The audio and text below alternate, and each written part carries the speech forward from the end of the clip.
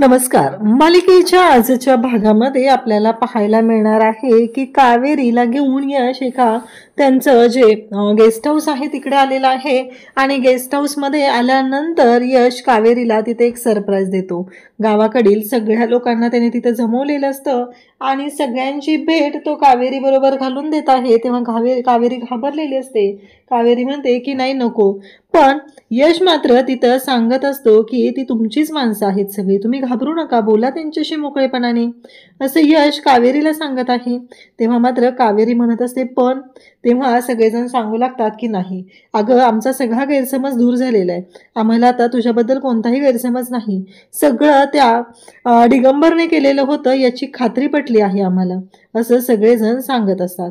तेव्हा मात्र यश जो आहे तो कावेरीला तो सरप्राईज देतो आणि कावेरीला म्हणतो की ही तुमची माणसं आहेत, तुमचं गाव आहे, आता मी तुमची इच्छा पूर्ण केलेली आहे, मग आता तुम्ही माझ्यासाठी काय कराल. तेव्हा यशला कावेरी म्हणते तुम्ही जे मागाल ना ते द्यायची तयारी आहे माझी, असं यशला कावेरीने सांगितलेलं असतं.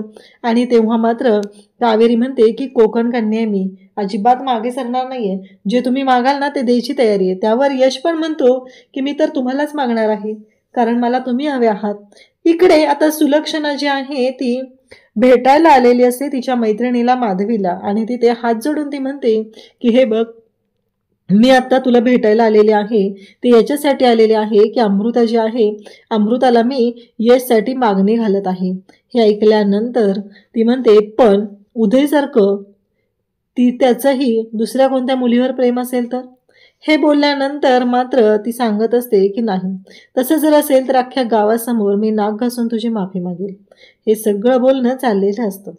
त्याचबरोबर इकडे आपल्याला पाहायला मिळतं की या सर्व गोष्टी जेव्हा घडत असतात त्यानंतर आता त्या दोघींचंही बोलणं झालेलं आहे. इकडे यश तर कावेरीला प्रपोज करणार आहे. हा खूप मोठा गोंधळ आहे, हा कसा निस्तरणार हे आपल्याला पुढे पाहायला मिळणार आहे. त्यासाठी आजच्या भागाच्या रिव्ह्यूला आपण सुरुवात करूया. इकडे आता माधवी सुलक्षणाला म्हणते की आता इथे बाहेरच थांबवणार आहे का आम्हाला घरात पण घेणार आहे. सुलक्षणा म्हणते चल चल अगं, माझ्या 2-2 लक्ष्मी घरी आलेले आहेत आणि मी त्यांना घरात घेणार नाही असं कसं होईल सांग बरं. असं म्हणत त्या दोघींनाही घरात घेऊन येते आणि म्हणते चल आरती करायची आहे देवीची. मग सगळेजण आता आरतीसाठी जमलेले असतात. सुलक्षणा त्याचबरोबर सगळेजण आता आरती करू लागतात आणि त्याचबरोबर इकडे प्रत्येक जण एकेकाकडे ते आरतीचं तबक देत असतं आणि मग आरती करत असतात. त्यानंतर कावेरी आता आरतीचं ताट घेते आणि देवीची आरती करते. यशनेही आरती केलेली असते, आरती पूर्ण होते. मग यामी जी आहे ती पुढं करायला आता पुढे येते. यामी येते आणि यामी ते ताट जे आहे आरतीचं ते कावेरीकडून घेते आणि आता सगळ्यांना आरती देऊ लागते. देवीची आरती तर झालेली असते, आता देवीचा प्रसाद जो आहे तो सर्वांना द्यायचा असतो. सगळ्या गोष्टी खूप छान पद्धतीने घडत असतात आणि त्याचबरोबर इकडे पाहायला मिळतं ते म्हणजेच की या सर्व गोष्टी जेव्हा चालू झालेल्या असतात तेव्हा मात्र कावेरी आहे ती शांतपणे विचार करत असते. आता कावेरीच्या डोक्यात दुसरे काही प्रश्न नसतात, फक्त मा खुश आहेत ना बस. मग आता इकडे यामी जी आहे ती आरती द्यायला आता माधवीच्या पुढे उभी असते. तेव्हा माधवी म्हणते काय ग यामी, डिटेक्टिव्हगिरी कमी केली का नाही तुझी अजून, का चालू आहे अजून डिटेक्टिव्हगिरी, असं म्हणत ती यामीला बोलायला लागते. यामी म्हणते की काय ग मावशी. त्यानंतर मग आता माधवी सगळ्यांना एकेकाला प्रश्न विचारत असते. त्यानंतर ती पौर्णिमाला म्हणते की अगं तशीच आहेस की पहिल्यासारखी, काही बदल नाही झालेला तुझ्यात, असं म्हणत हे सगळं बोलणं चाललेलं असतं. मग ती इकडे येते, अमृताकडे येते, अमृताला आरती देते, अमृता आरती घेते. छान असं सगळं बॉन्डिंग त्यांचं आहे आणि सगळे एकमेकांशी बोलत आहेत, ओळखी आहेत जुन्या, त्या पद्धतीने त्यांचं वागणं बोलणं चाललेलं असतं. परंतु जेव्हा या सर्व गोष्टी घडत असतात तेव्हा मात्र इकडे ती विद्याकडे येते आणि विद्याला म्हणते काय ग विद्या, सासूला घाबरतीस की नाही अजून. तेव्हा विद्या म्हणते की नाही आणि सुलक्षणा इकडून पाहते त्या क्षणी ती म्हणते की हां घाबरते ना, म्हणजे विद्या जी आहे ती घाबरट आहे, ती सासूला घाबरते, अशा पद्धतीने बोलणं चाललेलं असतं. आणि त्यासोबतच इकडे पाहायला मिळतं की सुलक्षणा त्याचबरोबर सगळेजण तिथं असतात. तेव्हा आता सुलक्षणा जी आहे ती म्हणत असते की काय झालं. तेव्हा लगेचच माधवी म्हणते की असा एक दिवस नव्हता ग की मी तुला आठवण काढत नव्हते तुझी किंवा तुझ्याबद्दल माझ्या मनात काय नव्हतं. तेव्हा इकडे माधवीबद्दल अमृता पण सांगू लागते की हो आई आहे ना प्रत्येक वेळेस आठवण काढायची. डायनिंग टेबलवरती जेवायला बसल्यावर आईला आठवण यायची.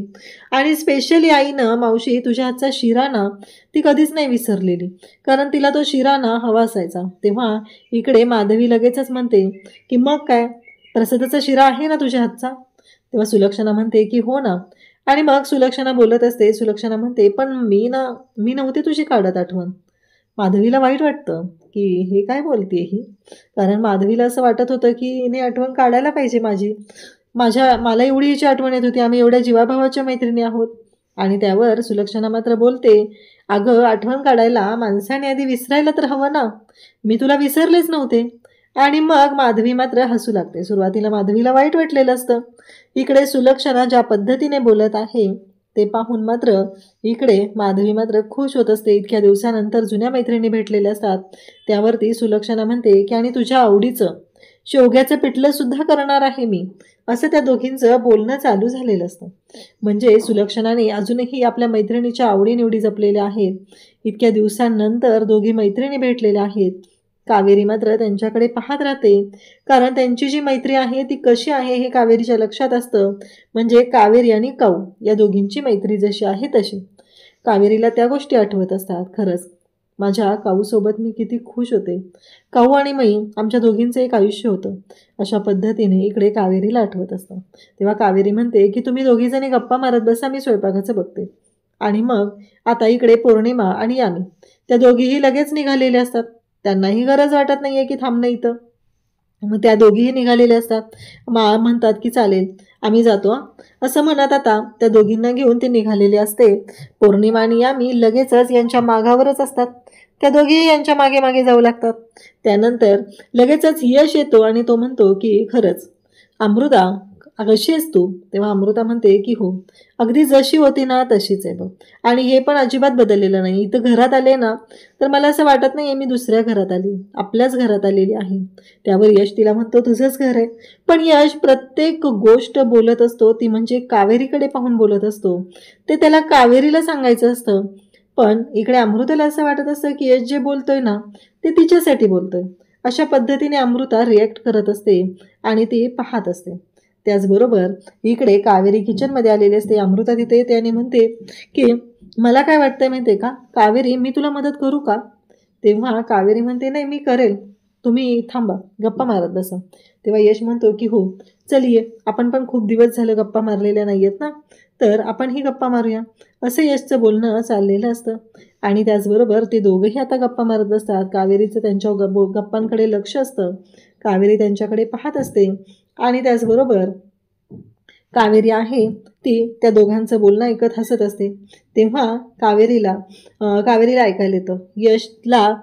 यशला ती विचारते मी कशी आहे. तेव्हा यश कावेरीकडे पाहतो आणि उत्तर देतो ब्युटिफुल, स्टनिंग. खरं तर हे सगळं जे उत्तर असतं ते कावेरीसाठी असतं. अमृताला वाटत असते की तिच्यासाठी बोललाय. त्यानंतर आता अमृता म्हणत असते तू कसं आहे माहिती आहे का, तू एकदम हँडसम पहिल्यासारखा.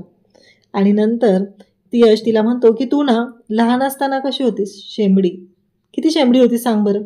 तेव्हा अमृता म्हणते की अरे यश तुला माहिती आहे ना मला धुळीची ॲलर्जी होती, इवन आत्ताही मला धुळीची ॲलर्जी आहे, असं त्यांचं बोलणं चाललेलं असतं. कावेरी मात्र त्या दोघांकडेही पाहत असते. त्यांच्या दोघांचीही मैत्री छान फुलते हे कावेरीच्या लक्षात येतं. तेव्हा यश आणि त्याचबरोबर अमृता बोलत असतात. अमृता म्हणते की तुला आठवते का रे, पर्वतीला जेव्हा जायचो तेव्हा माकड उड्या मारत तो झाडावरती चढायचा. हे शब्द ऐकून कावेरीला मात्र हसू आलेलं असतं आणि कावेरी इकडे हसत असते. तेव्हा यश म्हणतो की काय ग काय, माकड उड्या म्हणजे मला सांग, झाडावरच्या कैऱ्या काढून खाण्यात जी मजा आहे ती दुसरं कशात आहे का, असं तो कावेरीला विचारतो. कारण कावेरीनेही तेच केलेलं आहे. कावेरीलाही त्या गोष्टी खूप आवडायच्या आणि त्या पद्धतीनंच कावेरी करायची. हे यशला चांगलंच माहिती आहे, कारण तिने तिच्या कोकणातल्या आठवणी यशला जेव्हा सांगितलेले असतात तेव्हा मात्र कावेरीलाही हे सर्व माहिती असतं. म्हणून यश कावेरीकडे येतो आणि कावेरीशी बोलत असतो. आणि अमृता मात्र सगळं स्वतःवरती ओढावून घेत असते. त्यानंतर ते दोघंही म्हणतात की हो खरंच आपली जी मैत्री होती ना ती अगदी तशीच आहे, अगदी पहिल्यासारखी. म्हणजे त्या दोघांमध्ये जी मैत्री होती अगदी छान अशी मैत्री होती आणि तशीच आहे. कावेरी पण त्यांच्याकडे पाहत असते. त्यानंतर मग त्या दोघांनीही हँडशेक करण्यासाठी हात मिळवलेला असतो. कावेरी पाहते अगदी त्यांची मैत्री कशी फुलतीये, त्यांचं नातं कसं फुलत होतं, या सगळ्या गोष्टींचे दाखले कावेरीला मिळत असतात. कावेरीचं त्यांच्याकडे लक्ष असतं आणि त्यासोबतच कावेरीचं लक्ष जातं ते म्हणजे दिव्याकडे. जो दिवा असतो देवापुढचा तो फडफडायला लागलेला असतो. म्हणजे इकडे अमृताने यशच्या हातात हात देताच इकडे देवापुढचा दिवा फडफडायला सुरुवात झालेली असते. म्हणजे देवाचा काहीतरी संकेत तर नाहीये ना, असं इकडे कावेरीला वाटू लागतं. कावेरी मात्र विचार करू लागते की हे अचानक असं का झालं, म्हणजे याचा काय अर्थ आहे, म्हणजे असं होणं गरजेचं नव्हतं. पण त्याच वेळी इकडे कावेरी देवाच्या पुढे जाते. कावेरी धावत चाललेली असते. कावेरीच्या मागं यशही निघत असतो, पण त्याचा हात अमृताने पकडून ठेवलेला असतो. त्यासोबतच इकडे आता सुलक्षणा आणि त्याचबरोबर माधवी दोघेही बोलत असतात. माधवीला आता सुलक्षणा म्हणते की काय ग, किती दिवसानंतर आपल्या दोघींची ही मैत्री.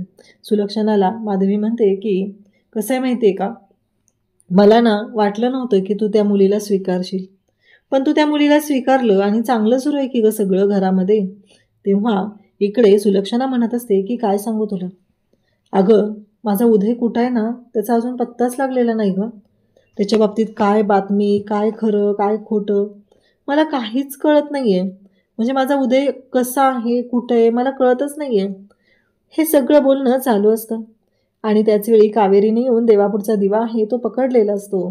तो फडफडत असतो, तो शांत केलेला असतो आणि इकडे यश मात्र माधवीला म्हणत असतो की माझा हात, आणि मग तो त्याचा हात माधवीच्या हातातून सोडवून घेतो.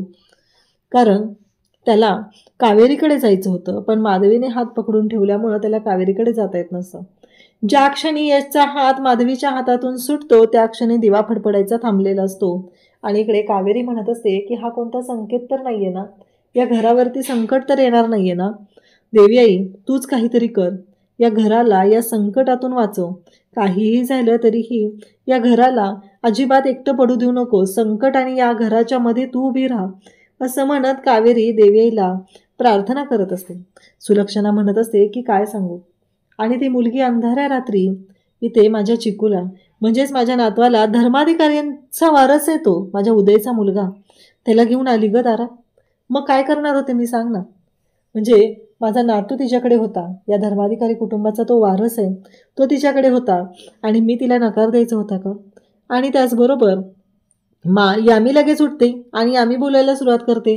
हा प्रश्न तर मीही आईला विचारलेला होता, मीही मला विचारलेलं होतं की हे कसं शक्य आहे. तेव्हा तो मावशी तुला आणखी एक सांगायचंय, तू यश आणि त्याचबरोबर बाबांच्या समोर काही बोलू नकोस हा. ते दोघं आहेत ना भक्त आहेत त्या कावेरीचे, त्यांना अजिबात आवडत नाहीये. कारण इकडे श्रीकांत भाऊजी कुठं आहेत हे आल्या आल्या विचारलेलं असतं माधवीने. आणि मग सुलक्षणा म्हणालेली असते की ते बोर्ड मीटिंगसाठी गेलेले आहेत, जर बाबांना ही गोष्ट कळली तर त्यांना आवडणार नाही. हे सगळं आता बोलत असते ती म्हणजे यामी. आता सुलक्षणाने सांगितलेल्यानंतर ती माधवीला म्हणते की माझ्या जागी तू असतीस तर काय केलं असतंस ग, सांग ना, माझ्या जागी तू असतीस तर काय केलं असतं. असं नातू माझ्या दारात आलाय आणि मी तिला नाकारू, हे कसं वाटतंय. मी तिचा सून म्हणून नाही स्वीकार केलेला, माझ्या नातवासाठी मी हे सगळं केलेलं आहे, असं बोलणं चालू असतं. आणि त्यासोबतच इकडे सुलक्षणा मात्र बोलत असते. पौर्णिमा आणि यामी दोघीही ऐकत असतात. त्यांच्या दोघींच्या डोक्यात वेगळेच विचार चालू झालेले असतात. आणि त्याचबरोबर यामी मध्ये मध्ये नाक खुपसत असते, तर तिला मात्र मा शांत करत असते. त्याचबरोबर मा म्हणत असते की मला कळत नाहीये, खरं तर आता यामीला आणि पौर्णिमाला एका गोष्टीचा राग आलेला असतो. उदयचा मुलगा जो आहे तो म्हणजे धर्माधिकारी कुटुंबाचा वारस, मग बाकीचे कोण, हा मोठा प्रश्न असतो. बाकीचे कोण हा प्रश्न जेव्हा त्यांच्या पुढे पडतो तेव्हा मात्र आता सगळेजण पाहतच राहतात. आणि त्याचबरोबर इकडे पाहायला मिळतं की आता दोघीही मैत्रिणी बोलत असतात. आता एकमेकींची साथ कधीच सोडायची नाही, काहीही झालं तरीही आपण दोघी कायम एकमेकींसोबत राहायचं आहे, असं त्यांचं बोलणं चाललेलं असतं. आणि त्याचबरोबर ती म्हणत असते की जे घडलं ते खूप वाईट होतं, असं माधवी सांगत असते. सुलक्षणा म्हणत असते की हो मान्य ग, तुझी मुलगी गेली हे दुःख खूप मोठं आहे, मलाही माहिती आहे, परंतु या सगळ्यामध्ये कोणाला दोष द्यायचा, कारण जे काय झालेलं आहे त्यावरती बोलायला सुरुवात करते ती म्हणजे माधवी. हो, अमृता ही मला असंच समजवत असते. अमृता ही माझी समजूत घालते. ती मला सांगत असते की आई असं नको करू, आनंदात राहत जा, खुश राहत जा. आणि ह्या दोघी मैत्रिणी एकत्र आलेल्या पाहून खरं तर सगळ्यात जास्त राग आलेला असतो तो म्हणजे पौर्णिमाला. कारण माने माधवीला जवळ घेतलेलं असतं, अगदी मिठी मारलेली असते, तिच्या कपाळावरती पापी घेतलेली असते आणि मा तिला म्हणत असते की आपण असंच एकत्र राहायचंय, एकमेकींची साथ कधीच सोडायची नाही, असं त्या दोघींचं बोलणं चाललेलं असतं. आणि तेव्हा मात्र त्या दोघीही एकमेकींसोबत बोलत असतात आणि म्हणत असतात की नाही, अजिबात नाही. इकडे कावेरी जी आहे ती बाहेर येऊन बसलेली असते. कावेरीला हापूसचं बोलणं आठवत असतं, म्हणजे तिच्या बाबांचं बोलणं आठवत असतं. आणि तेव्हा मात्र कावेरी जी आहे ती तिथं बसलेली आहे. तिला आठवतं हापूसने तिला सांगितलेलं असतं की तू एवढे MBA केलेस ना, मग या गावासाठी आपल्याला फॅक्टरी उभी करायची, गावासाठी काहीतरी केलं पाहिजे. आणि इकडे त्याच वेळी यश तिथे येतो आणि यश कावेरीला म्हणतो काय काय चाललंय. तेव्हा कावेरी म्हणते काय नाही, स्वतःलाच शोधत होते, स्वतःलाच भेटत होते, खूप दिवस झाले ना. तेव्हा यश म्हणतो की हो ना, मलाही आठवत नाही, आपण रोज इतरांना भेटतो पण आपल्या स्वतःला भेटून किती दिवस झालेले असतात, ही गोष्टच आठवत नाहीये, असे यश बोलत असतो. आणि त्या क्षणी कावेरी मात्र यशला म्हणत असते की हो ना. तेव्हा यश म्हणतो मी सांगू काय बोलत होतं. तेव्हा कावेरी म्हणते की हो. तेव्हा यश सांगू लागतो की तुम्ही तुमच्या बाबांशी बोलत होता ना. तेव्हा कावेरी म्हणते की हो, मी ना एक स्वप्न बाळगलेलं होतं, मला ना फॅक्टरी उभी करायची होती, परंतु हे सगळं शक्यच नाही झालं. मला कळतच नव्हतं की मी काय केलं पाहिजे, कशा पद्धतीने गोष्टी केल्या पाहिजेत. आणि त्याचबरोबर हे सगळं त्यांचं बोलणं चालू असतं आणि यश मात्र कावेरीकडे पाहत असतो आणि कावेरीला म्हणत असतो की बरोबर आहे, कारण कावेरीचं हे स्वप्न होतं, पण आता मी माना शब्द दिलाय ना, त्यामुळं माझा शब्दही मला पाळला पाहिजे, असं म्हणत कावेरी बोलत असते. कावेरीला असं वाटत आहे की नाही, मी माझा शब्द नाही पाळला तर मी चुकीची ठरेल, म्हणून कावेरीला आता माझा शब्दही पाळायचा आहे. आणि त्याचबरोबर इकडे कावेरी बोलत असते. तेव्हा यश म्हणतो पण काय झालं. तेव्हा कावेरी सांगू लागते की गावातल्या लोकांना असं वाटतंय की मी माझ्या बाबाचा खून केलाय, कारण दिगंबर आणि मंदारने तसं सगळ्यांच्या समोर सांगितलेलं होतं. त्यामुळं मला कळतच नाहीये की मी या सगळ्यातून कसा मार्ग काढणार आहे, नक्की काय केलं पाहिजे. तेव्हा यश म्हणतो असं कोणीतरी असेल ना ज्याचा तुमच्यावरती विश्वास आहे. तेव्हा कावेरी सांगते हो आहेत ना, चंदू काका. मग यश म्हणतो त्यांचा फोटो वगैरे आहे का. तेव्हा कावेरी त्यांचा फोटो दाखवते. तेव्हा यश म्हणतो की मी यांना भेटलेलो होतो. तेव्हा कावेरी म्हणते काय, पण यांनी मला सांगितलं नाहीये काय. कावेरी म्हणते की ते माझ्याच सांगण्यावरून, मी सांगितलं होतं ना त्यांना की तसं काही सांगू नका म्हणून. तेव्हा यश आणि कावेरी बोलत आहेत आणि मग कावेरी म्हणते पण तुम्ही का त्यांना भेटलेलात. तेव्हा यश सांगतो की मला माहिती होतं आधीपासून तुम्ही उदयदादाची बायको नाहीये, कारण कावेरी वहिनींना मी पाहिलेलं आहे फोनवरती. हे ऐकल्यानंतर कावेरीला धक्का बसतो. म्हणजे जेव्हापासून तुम्ही इथं आलाय ना तेव्हापासून मला माहिती होतं. यशने स्पष्टपणे त्याच्या मनात जे काय आहे ना ते सांगितलेलं असतं आणि बोलून रिकामा झालेला असतो. आता मात्र भीती असते, ती म्हणजे कावेरीला वाटत होती की यशला सगळं कळलं, पण आता ती भीतीही नाहीशी झाली. यशने स्वतःच सांगितलंय की ती उदयची बायको नाहीये, हे यशला तिने सांगितलेलं आहे. त्यामुळे यश मात्र आता शांतपणे कावेरीच्या बाजूने उभा असतो. तेवढ्यातच अमृता तिथे येते आणि अमृता आहे ती आलेली असते. अमृता तिथे येते आणि अमृता म्हणते की यश चल ना रे, मला आईस्क्रीम खायचं. तेव्हा यश म्हणतो की तुम्हीही चला. तेव्हा कावेरी म्हणते की नाही नको मला. कावेरी नाही म्हणते, अमृता म्हणते त्यांना नको आहे ना, मग चल आपण जाऊया. असं म्हणत आता अमृता जी आहे ती यशला घेऊन चाललेली असते आणि मग यशला अजिबात जायची इच्छा नसते. उद्याच्या भागात आपल्याला पाहायला मिळणार आहे की कावेरीला घेऊन यश गेस्ट हाऊसवरती आलेला आहे. तिथं गावाकडची सगळी मंडळी बोलवलेली आहे. कावेरी मात्र घाबरलेली असते. तेव्हा यश तिला म्हणतो की अहो तुमचीच माणसं आहेत. तेव्हा सगळेजण म्हणत असतात की अगं काऊ, आम्ही तुझेच आहोत कावेरी, आम्ही तुझ्यासोबत आहोत, आम्हाला सगळं कळलेलं आहे की त्या मंदारने काय काय गोंधळ घातलाय आणि दिगंबरने काय काय केलेलं आहे. आम्ही तुझ्यासोबत आहोत, काळजी करायची अजिबात गरज नाही.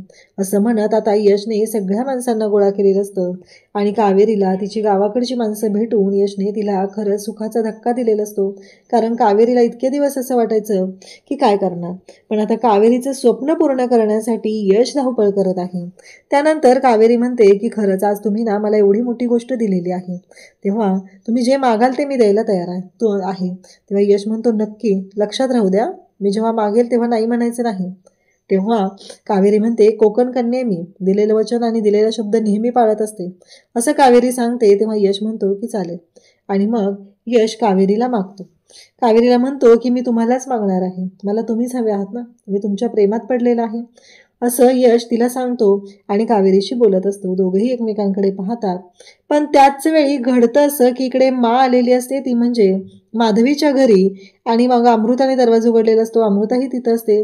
आणि मग माधवीला मा म्हणू लागते की खरंच तुझी मुलगी खूप गुणी आहे, तू तुझ्या संस्कारांमध्ये तिला वाढवलेलं आहे, मी यशसाठी तिला मागणी घालायला आलेली आहे. पण आता एक गोष्ट महत्त्वाची आहे, ती म्हणजे की इकडे माधवीला माहिती आहे की जेव्हा उदयच्या बाबतीत घडलेलं होतं तेव्हा केवढं मोठं दुःख आलेलं होतं. आपली मुलगी आपल्याला सोडून गेली, साधना मला सोडून गेलेली आहे. तेव्हा ती मला म्हणते, पण अगं उदयसारखं तुझ्या यशचं पण दुसरं कोणावर तर प्रेम असेल तर? तेव्हा मा म्हणते की नाही, माझ्या यशचं दुसरं कोणत्याही मुलीवर प्रेम नाही. माने आता डायरेक्टली सांगायची काहीच गरज नाही आहे, एकदा यशची बोलले असते तर काय बिघडलं असतं का? पण नाही, परस्पर निर्णय घ्यायचे आहेत आणि त्याचबरोबर हे सगळं चालू असतं. तेव्हा माधवी म्हणते, असं झालं नाही तर? त्यावर सुलक्षणा सांगू लागते की अख्ख्या गावासमोर मी तुझ्या पायावर नाक घासून माफी मागेल तुझी, असं म्हणत आता माधवीच्या समोर सुलक्षणाने हात जोडलेले आहेत. तर इकडे यश मात्र कावेरीला लग्नाची मागणी घालण्यासाठी सज्ज झालेला आहे. अशाच अपडेटसाठी चॅनलशी कनेक्ट राहा. थँक्यू.